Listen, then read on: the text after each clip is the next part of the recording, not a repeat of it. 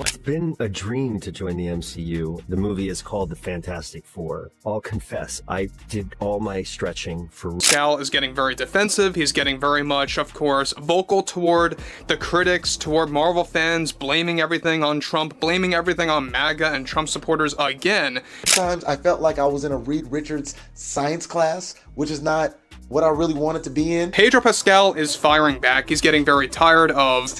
Look, this is not a life-changing, the MCU has been saved, this movie paid off my car, this movie cured my depression. It's not that. It's really not. And now you got Disney CEO Bob Iger only making matters worse. What happens when one of Hollywood's most unapologetic voices calls out the so-called savior of the Marvel Cinematic Universe?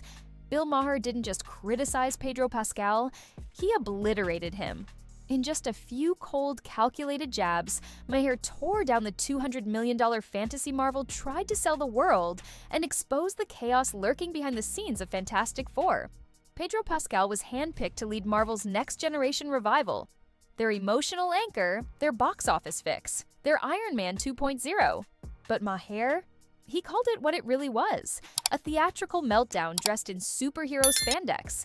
He mocked Pedro's brooding monologues. He ridiculed the studio's desperation, and he absolutely annihilated the idea that a man known for stoic glances and moody stares could carry an entire reboot on sheer depth.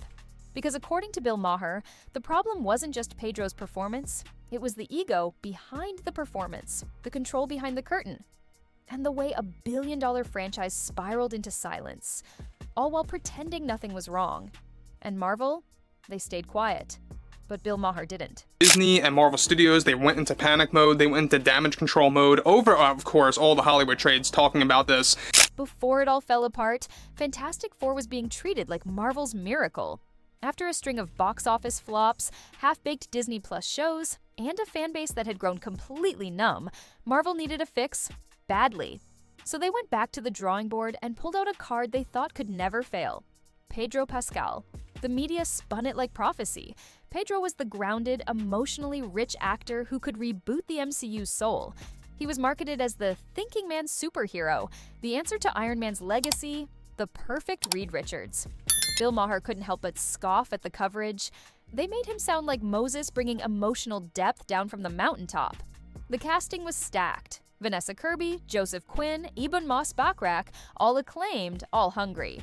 But the spotlight was locked on Pedro. Social media ran wild with edits and fan theories. Reddit crowned him Marvel's second coming before a single frame was shot. But Maher raised the question no one dared to ask.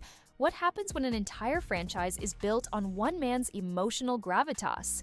And that gravitas turns out to be glorified overacting. Box office metrics for the Fantastic Four First Steps now sitting at $367 million worldwide and actually going through a 66% drop globally speaking. Maher didn't stop at the surface. He went straight to the chaos bubbling underneath. The rehearsals. Insider leaks had already painted a grim picture, but Maher's commentary brought it into sharp focus. The vibe on set wasn't exciting or collaborative. It was tense, uncomfortable, almost cult-like. Pedro Pascal wasn't just rehearsing, he was rewriting. Every scene, every character moment, every line not centered on Reed Richards became subject to Pedro's interpretation. Maher described it like this. Imagine showing up to film a superhero movie and finding out your co-star thinks he's directing a Broadway tragedy about emotional grief. While the rest of the cast was trying to lock into chemistry and tone, Pedro was in a corner with a notebook, scribbling entire scenes into dramatic monologues. Instead of balancing the ensemble, he allegedly reshaped the story into a slow, philosophical character study, with himself as the tortured centerpiece. By the time rehearsals wrapped, crew members were joking that Fantastic Four wasn't a team movie. It was Pedro's personal therapy hour, filmed in 4K. If the rehearsal drama was a slow leak, the table read was the full-blown explosion. Pedro arrived with a script that looked like it had been through a war.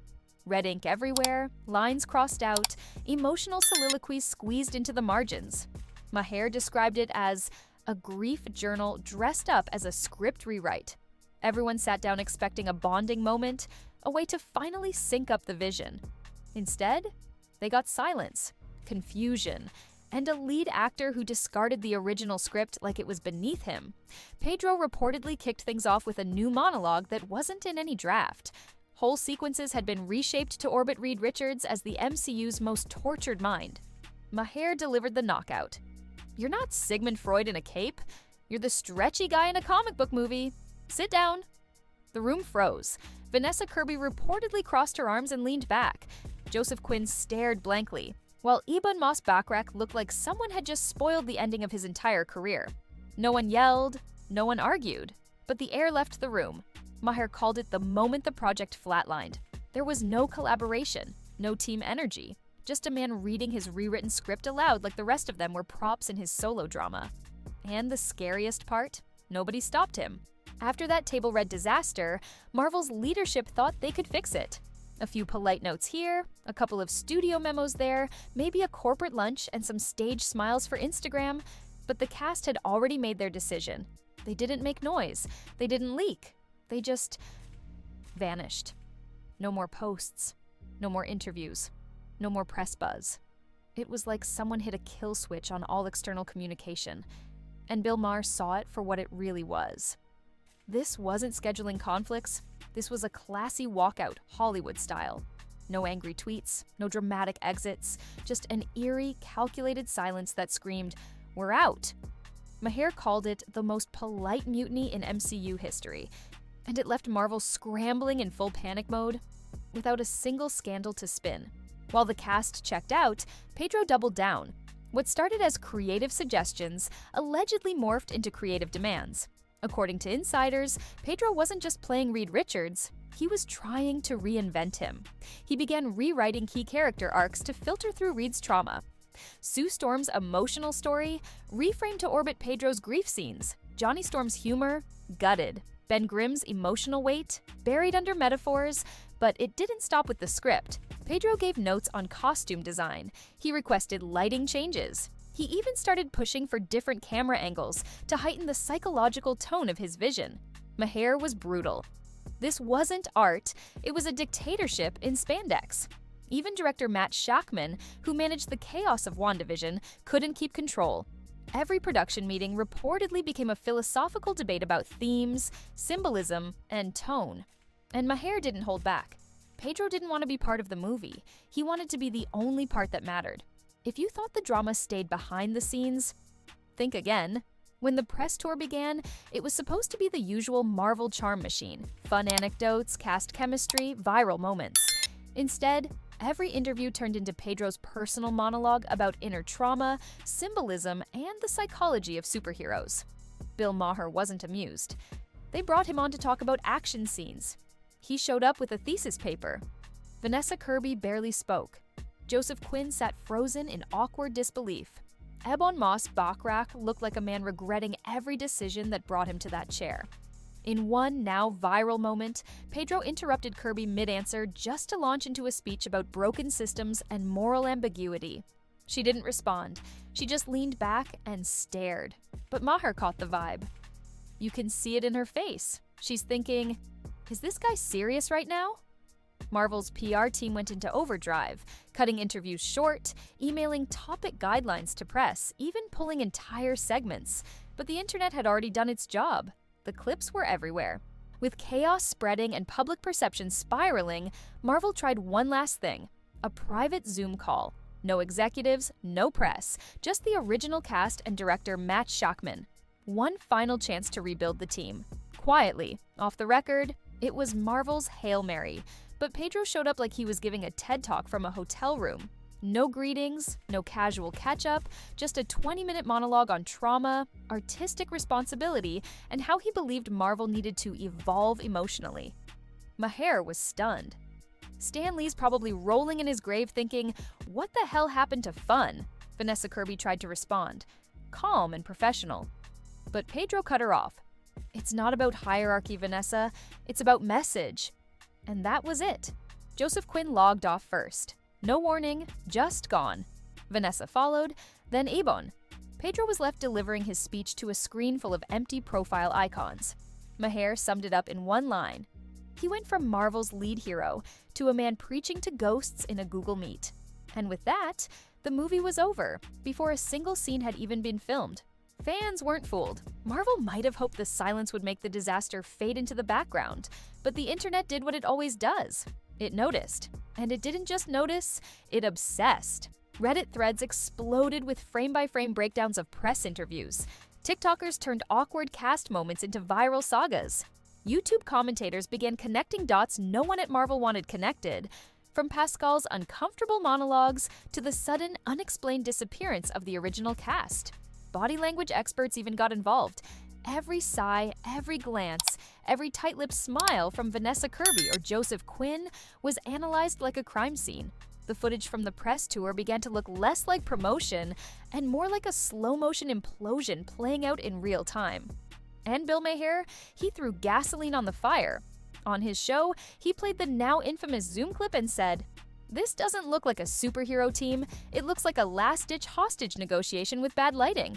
The audience roared, but the industry didn't, because behind the scenes, everyone knew it wasn't a joke. It was real. What made it worse, or better, depending on who you ask, was what the cast did next. They didn't fight. They didn't speak out. They didn't drop cryptic Instagram captions or go off on podcasts. They just moved on. And they moved up. Vanessa Kirby signed on with Christopher Nolan.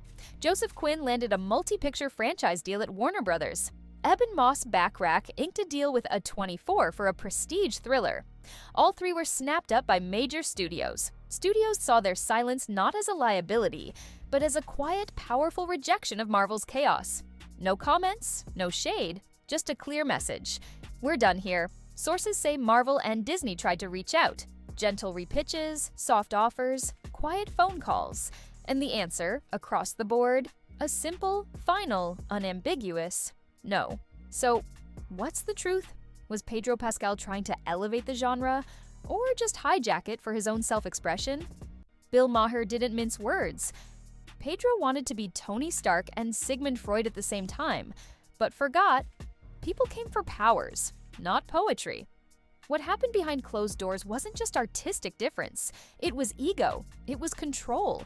It was a billion-dollar brand handed to a man with a personal agenda. And it backfired. Loudly. Maher warned studios everywhere. Let this be a lesson. When the actor becomes bigger than the movie, you're not making a film anymore. You're staging a therapy session. And the cost? One dead reboot, one fractured cast, and one franchise Marvel can't even publicly admit they lost. Marvel brought in Pedro Pascal to resurrect Fantastic Four. Instead, they got a slow-motion implosion, complete with walkouts, Zoom disasters, and a cast that ghosted the studio like a bad date. Bill Maher didn't just roast the performance, he exposed the rot beneath it. This wasn't just about bad acting, this was about control, ego, and a billion-dollar machine that forgot what it was built to do. Pedro Pascal didn't just star in Fantastic Four, he became the story. And Marvel? They lost the narrative before a single camera even rolled. So now the real question is this: was Pedro pushing boundaries, or just flexing power he was never supposed to have? Let us know what you think in the comments, because if this is how Marvel's comeback ends, just wait till you see what crashes next. This story isn't over. Not by a long shot.